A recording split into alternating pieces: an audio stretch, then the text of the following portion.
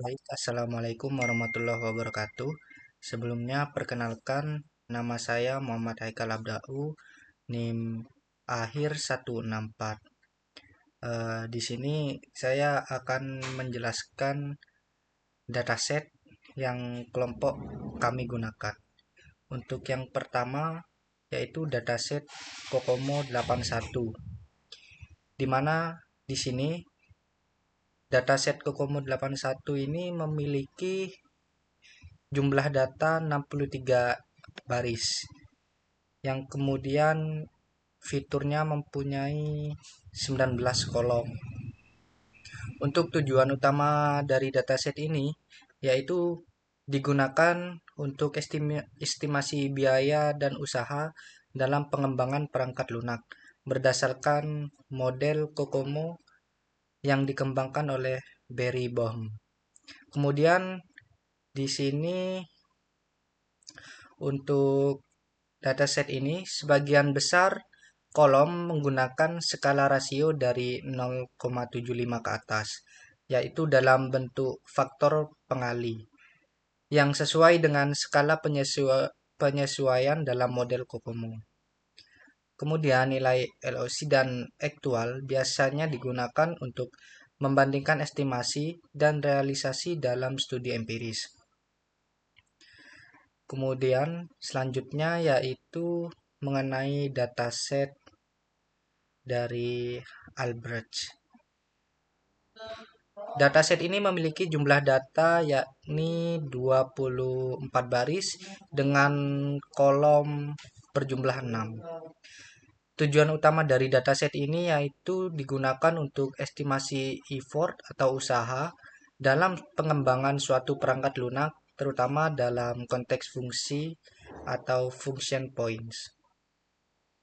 Kemudian untuk fungsi dan tujuan dari dataset ini digunakan dalam penelitian dan eksperimen untuk membangun model estimasi usaha perangkat lunak berbasis function point analysis. Kemudian untuk kolom ADGFP ini adalah variabel input utama untuk berbagai model estimasi seperti regresi linear. Kemudian untuk kolom effort ini adalah target variabel yang ingin diprediksi berdasarkan fitur-fitur lainnya. ADGFP ini memiliki rentang yang cukup besar dari sistem sederhana hingga kompleks.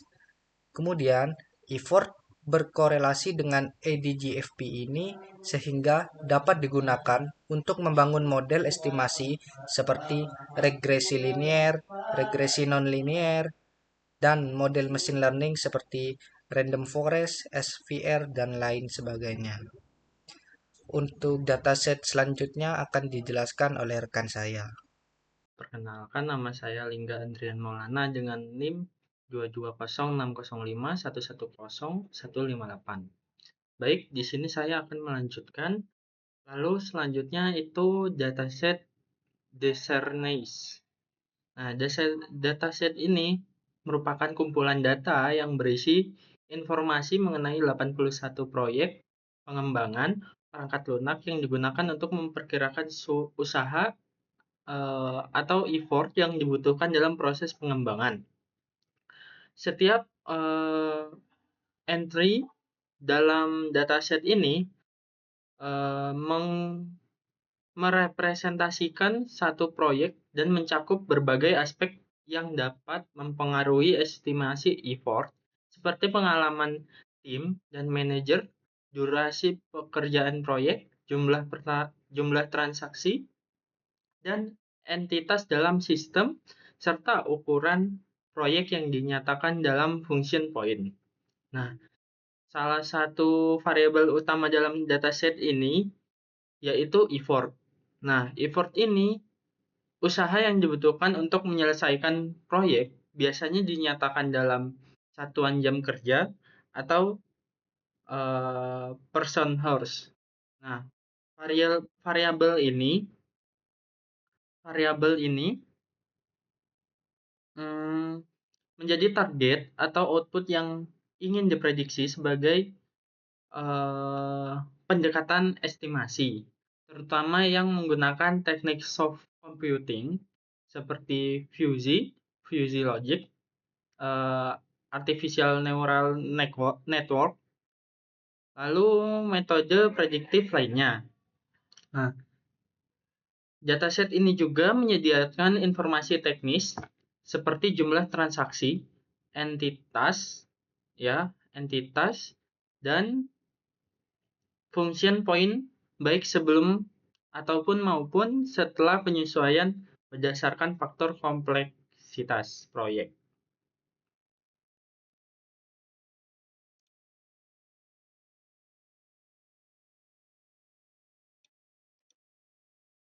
Nah, lalu selanjutnya di sini ada dataset berikutnya yaitu Maxwell ARFF. Nah, data ini menyajikan kita sebagai kumpulan data empiris yang digunakan untuk mempelajari dan memodelkan estimasi effort dalam proyek pengembangan perangkat lunak. Setiap baris dalam bagian data mempresentasikan satu proyek perangkat lunak dengan sejumlah atribut yang menggambarkan karakteristik proyek tersebut. Nah, dataset ini juga mencakup variabel seperti tahun dimulainya proyek, penggunaan teknologi tertentu, dan peran personel seperti analisis, DBA, atau menggunakan tools otomatis serta berbagai metrik teknis yang disingkat sebagai T01. Nah, ini T01 hingga T15. Selain itu, terdapat variabel seperti duration, size, time, dan effort yang umumnya menjadi target utama dalam estimasi. Secara umum, dataset ini digunakan dalam riset, estimasi biaya, dan waktu proyek, serta cocok untuk pendekatan soft computing seperti regresi non-linear, fuzzy logic, hingga machine learning. Keunikan dari dataset ini adalah banyaknya variabel teknikal yang menggambarkan kondisi internal proyek dan kecenderungan teknologinya, sehingga mampu mempresentasikan kompleksitas proyek dalam pengembangan perangkat lunak secara lebih komprehensif. Seperti itu. Baik, terima kasih. Selanjutnya akan dilanjutkan oleh teman saya. Nah, baik. Berikutnya yaitu ISBSG dataset. Nah, dataset ini dikumpulkan dan disediakan oleh ISBSG Group yang merupakan organisasi internasional yang mengumpulkan informasi dari proyek-proyek perangkat lunak industri di seluruh dunia. Nah, dataset ini digunakan untuk benchmarking, estimasi upaya pengembangan perangkat lunak, serta untuk melakukan penelitian di bidang pengukuran dan evaluasi kinerja proyek. Nah, pada dataset ini ukurannya yaitu maksimumnya 60.826 jam, median 3.216 jam, mean 5.588,65 jam, dan minimum 64 jam. Nah, dalam dataset ini diukur dalam satuan jam, yang mana di sini terdiri dari 63 kasus proyek.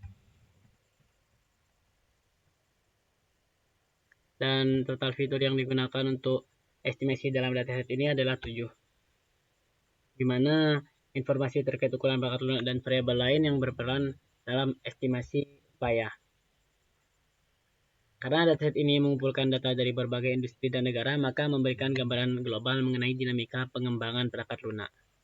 Penggunaan satuan jam dan data yang relatif konsisten, meskipun jumlah proyek tidak sebesar pada dataset lain, membantu dalam pembuatan model estimasi yang stabil, terutama untuk perbandingan metodologi antar dataset. Kemudian berikutnya yaitu China Dataset.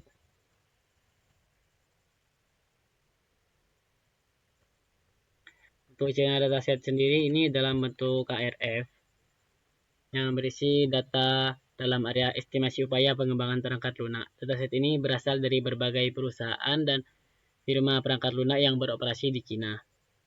Karena memiliki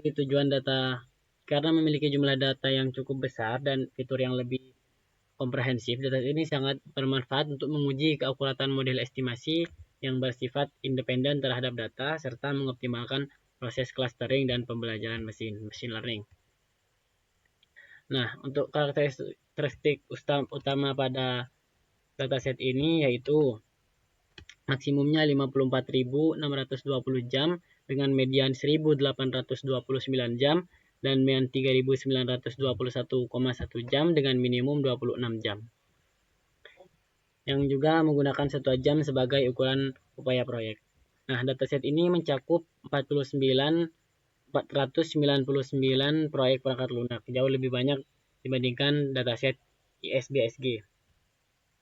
Dataset Cina ini memiliki 18 fitur yang mencakup beragam informasi dan metrik yang lebih rinci dari perusahaan perangkat lunak di Cina.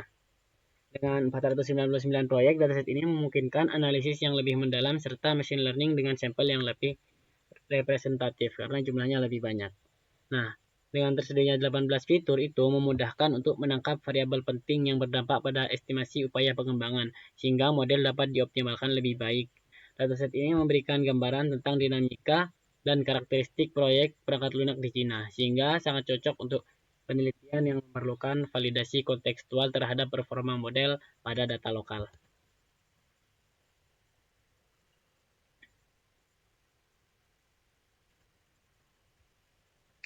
Nah, dalam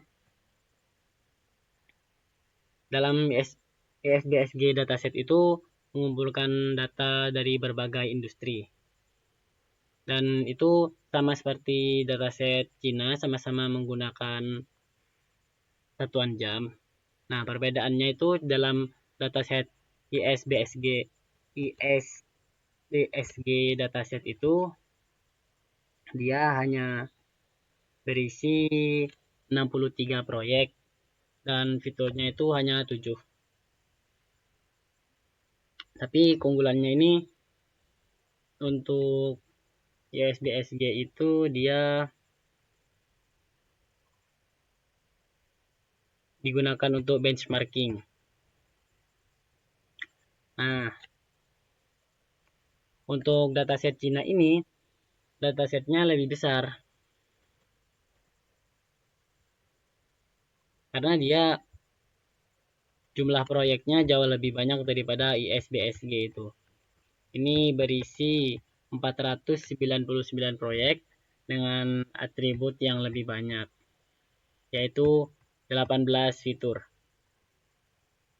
Nah, dataset Cina ini mendukung analisis yang lebih mendalam dan optimalisasi model karena karakteristik lokal yang kental. Karena ini kan proyeknya didapat dari perusahaan perangkat lunak yang beroperasi di Cina. Itu. Assalamualaikum warahmatullahi wabarakatuh. Perkenalkan, nama saya Muhammad bin Anur Rahman dengan NIM 22060511112. Jadi pada kesempatan kali ini saya akan melanjutkan penjelasan yakni pada paper itu sendiri. Jadi paper yang kami gunakan berjudul A Dataset Independent Model for Estimating Software Development Effort Using Software Computing Techniques. Oke, lanjut ke jadi penulis pada paper ini yang pertama ada Mahdi Khazaipul, kemudian ada Amit Khatibi Barseri, dan Farshid Kenia. Oke, langsung saja ke abstrak. Jadi abstrak pada paper ini menjelaskan bahwa pada beberapa tahun terakhir banyak upaya yang telah dilakukan untuk memperkirakan usaha pengembangan perangkat lunak guna menghitung biaya perangkat lunak pada tahap awal pengembangan. Meskipun banyak model yang telah dikembangkan, sebagian besar masih memiliki masalah yang signifikan terkait dengan kebergantungannya terhadap dataset yang digunakan dan terkadang juga memiliki efisiensi yang kurang. Jadi penelitian ini bertujuan untuk menyajikan model estimasi usaha pengembangan perangkat lunak dengan cara memanfaatkan algoritma evolusi dan neural network. Ciri khas dari model yang pada penelitian ini adalah ketidakbergantungannya terhadap dataset tertentu dan memiliki efisiensi yang tinggi. Untuk mengevaluasi model yang diusulkan, terdapat 6 dataset berbeda yang masih berada dalam bidang estimasi usaha pengembangan perangkat lunak. Penggunaan beberapa dataset tersebut bertujuan untuk mengukur kinerja model tanpa bergantung pada dataset yang digunakan. Jadi skala evaluasi yang digunakan pada paper ini antara lain adalah MMRE atau singkatan dari Mean Magnitude of Relative Error, kemudian ada MDMRE atau Median Magnitude of Relative Error, dan PRID atau Prediction Error dengan value 0,25 atau 25%. Jadi hasil penelitian ini menunjukkan bahwa model yang diusulkan tidak hanya memberikan efisiensi yang tinggi dibandingkan dengan model lain, tetapi juga memberikan respons terbaik terhadap semua dataset yang digunakan. Oke, itu untuk abstrak. Lanjut ke introduction atau pendahuluan. Jadi introduction atau pendahuluan pada paper ini membahas bahwa estimasi usaha pengembangan perangkat lunak adalah tahap penting dalam proyek pengembangan perangkat lunak karena dapat mengaruhi pengambilan keputusan terkait waktu, biaya, dan tenaga kerja. Nah, estimasi yang terlalu tinggi dapat menyebabkan proyek tersebut tidak terpilih karena misalnya seperti kalah dalam tender. Sedangkan estimasi yang terlalu rendah dapat membuat perusahaan mengalami kerugian atau menghasilkan proyek dengan kualitas yang buruk. Nah, kemudian proses estimasi ini itu sangat menantang karena banyak faktor yang tidak pasti seperti metode pengembangan, bahasa pemrograman, dan ukuran dari software itu sendiri yang mana sulit untuk ditentukan sejak awal. Nah, kini terdapat metode pembelajaran mesin seperti neural network yang mana dan algoritma meta-heuristik yang mana mulai banyak digunakan karena dapat memahami hubungan yang kompleks antar faktor proyek. Nah, sayangnya banyak model yang masih bergantung pada dataset tertentu dan tidak bekerja baik apabila digunakan pada data lain. Nah, karena itu penelitian ini bertujuan untuk menyajikan model yang tidak bergantung pada dataset tertentu dan memiliki efisiensi yang tinggi. Oke, itu untuk introduction atau pendahuluan. Lanjut ke bagian related work. Jadi pada bagian ini itu membahas berbagai penelitian sebelumnya yang mana masih berada dalam bidang estimasi usaha pengembangan perangkat lunak, terutama yang menggunakan teknik komputasi lunak atau soft computing. Jadi teknik ini pertama kali dikenalkan pada tahun 1994 dan sekarang sudah berkembang dengan pesat. Teknik tersebut mencakup algoritma genetika, kecerdasan swarm, dan model lain yang meniru proses alami. Berbagai penelitian sebelumnya telah menggunakan model estimasi seperti COCOMO yang dipadukan dengan algoritma genetika untuk memprediksi proyek perangkat lunak, terutama pada proyek-proyek NASA. Ada juga penelitian yang menggabungkan pemrograman genetika, kemudian ada neural network dan linear regression untuk menyelesaikan masalah estimasi ini. Selain itu, teknik gabungan dari berbagai metode ini juga mulai banyak dilakukan, seperti penggabungan dari metode analogi yang digabungkan dengan algoritma genetika, algoritma swarm, dan jaringan saraf tiruan. Jadi singkatnya itu adalah banyak penelitian sebelumnya yang telah mencoba meningkatkan akurasi prediksi dengan cara menggabungkan berbagai metode atau dengan cara mengevaluasi model-model baru. Namun, masih belum ada model yang sepenuhnya efisien dan bebas dari ketergantungan dataset yang digunakan. Jadi celah inilah yang akan diisi pada penelitian ini.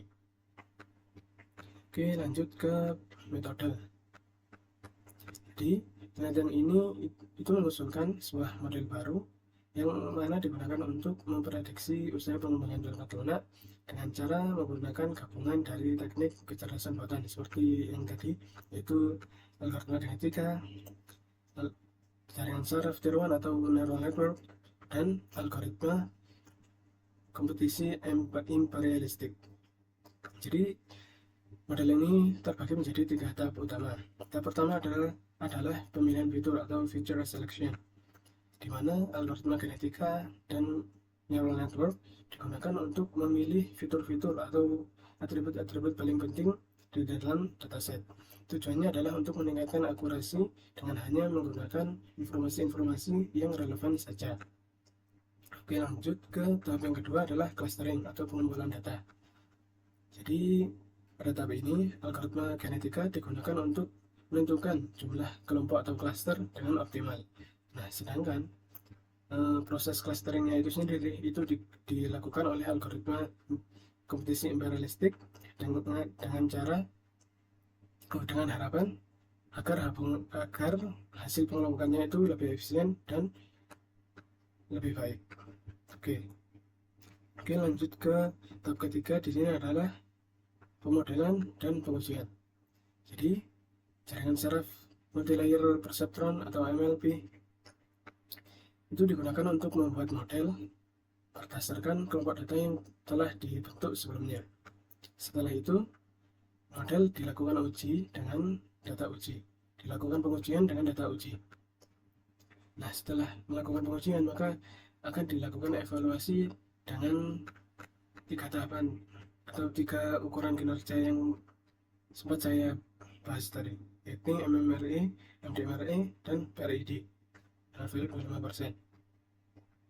Nah, itu untuk metodenya. Oke, lanjut ke experimental design. Jadi pada bagian ini penulis itu memberikan informasi bagaimana mereka mengatur sebuah eksperimen untuk menguji model yang diusulkan. Pertama-tama adalah dengan memilih 6 dataset publik yang biasa digunakan pada penelitian estimasi usaha pengembangan perangkat lunak.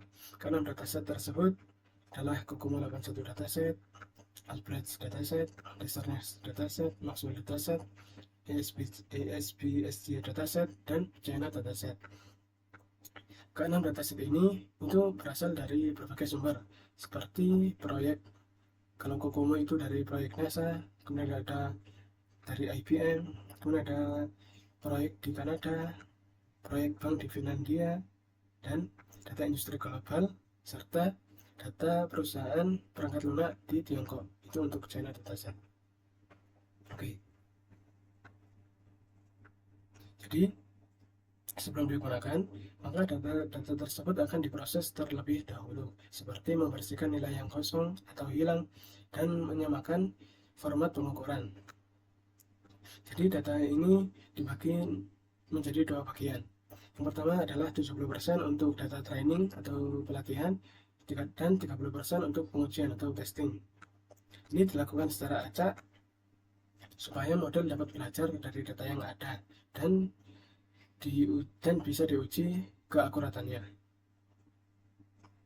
Oke, nah untuk mengukur seberapa baik model bekerja, mereka menggunakan 3 ukuran kinerja seperti yang telah saya sebutkan lagi, adalah MMRE atau Mean Magnitude of Relative Error, atau kalau dalam bahasa Indonesia itu rata-rata nilai kesalahan relatif. Kemudian ada MDMRE atau Median Magnitude of Relative Error atau nilai tengah dari kesalahan relatif, dan PRID dengan value 25%, atau dalam Indonesia adalah representase kesalahan yang kurang dari 25%. Oke. Maaf, representasi dari prediksinya yang mana kurang dari 25%.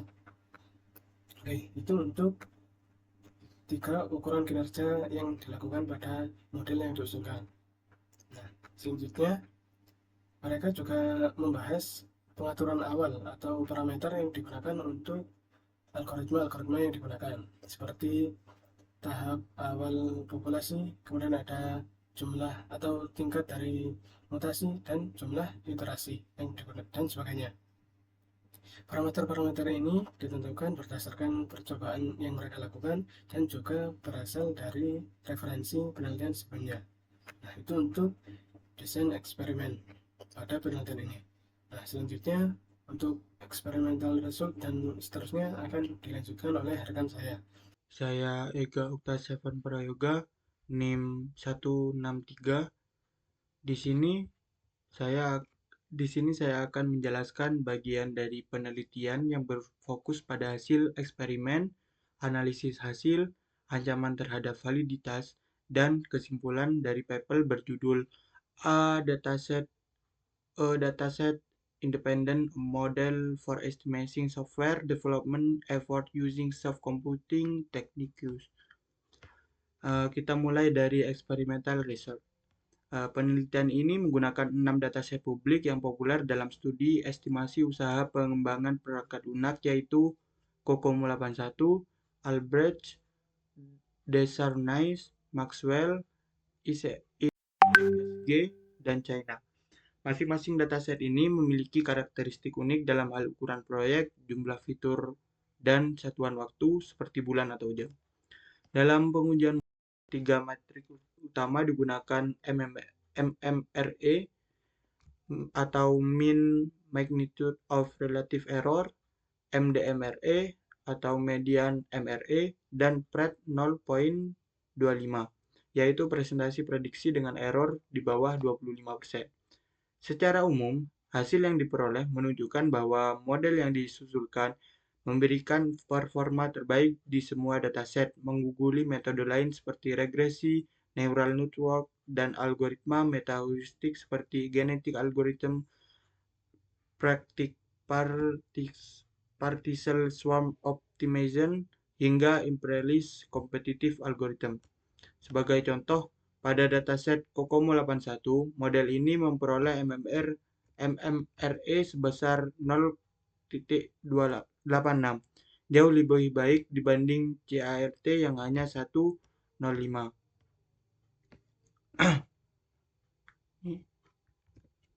Kemudian untuk dataset China, model ini memperoleh skor luar biasa. MMRE hanya 0.107 dan PRD sebesar 84%, menunjukkan akurasi yang sangat tinggi. Kita lanjut ke bagian result analisis. Ini yang tadi yang China. Mana? Ini. Bukan. Ini. Nah, kita lanjutkan ke result analisis. Analisis dari hasil menunjukkan bahwa sebagian besar model lain sangat tergantung pada dataset yang digunakan. Contohnya, model PSO menunjukkan performa kuat di beberapa dataset, namun lemah di yang lain. Sebaliknya, model yang diusulkan dalam penelitian ini terbukti konsisten dan kuat di seluruh dataset, dengan efisiensi yang selalu berada dalam kategori strong, berdasarkan 3 metrik utama. Hal ini dicapai karena model ini terdiri dari 2 tahap penting. Yang pertama, feature selection dan clustering.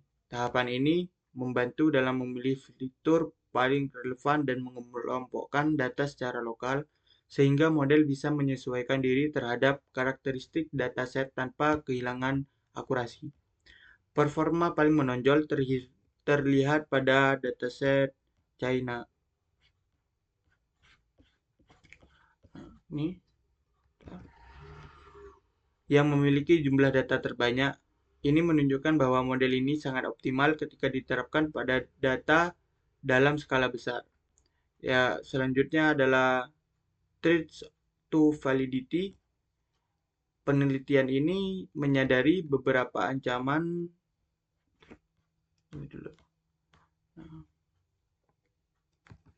Penelitian ini menyadari beberapa ancaman terhadap validitas hasil. Pertama, karena penggunaan algoritma seperti genetic algorithm dan neural network dan yang bersifat acak, hasil bisa bervariasi antar eksekusi. Kedua, meskipun pembagian data dilakukan secara acak 70% untuk pelatihan dan 30% untuk pengujian, hal ini tetap bisa memengaruhi hasil, meskipun tidak signifikan karena seluruh model dibandingkan berdasarkan pembagian data yang sama. Yang ketiga, sebagian besar dataset, kecuali China, memiliki jumlah data yang kecil. Ini dapat membatasi efek dari proses clustering dan lokalitas. Karena semakin kecil datasetnya, semakin sulit untuk melakukan generalisasi yang akurat. Dan yang terakhir kita masuk ke bagian conclusion atau kesimpulan. Oke. Kesimpulan utama dari penelitian ini adalah bahwa estimasi usaha pengembangan perangkat lunak yang akurat dan tidak tergantung dataset sangat penting untuk manajemen proyek. Model yang diusulkan berhasil menjawab tantangan ini melalui tiga tahapan utama, yaitu pemilihan fitur menggunakan genetic algorithm dan neural network, clustering menggunakan kombinasi GA dan ICA, dan modeling menggunakan multiplayer perceptron neural network. Hasil menunjukkan bahwa model ini secara konsisten unggul dibanding metode lainnya pada semua dataset yang diuji. Dengan ini, model terbukti lebih andal, efisien, dan dataset independen. Sebagai tindak lanjut, penulis menyarankan pengembangan lebih lanjut dengan penggunaan metode regresi dalam pemodelan dan pendekatan fusi dalam clustering dan eksplorasi dataset dengan jumlah data yang lebih besar. Oke, mungkin cukup itu saja. Sekian dari saya. Wassalamualaikum warahmatullahi wabarakatuh.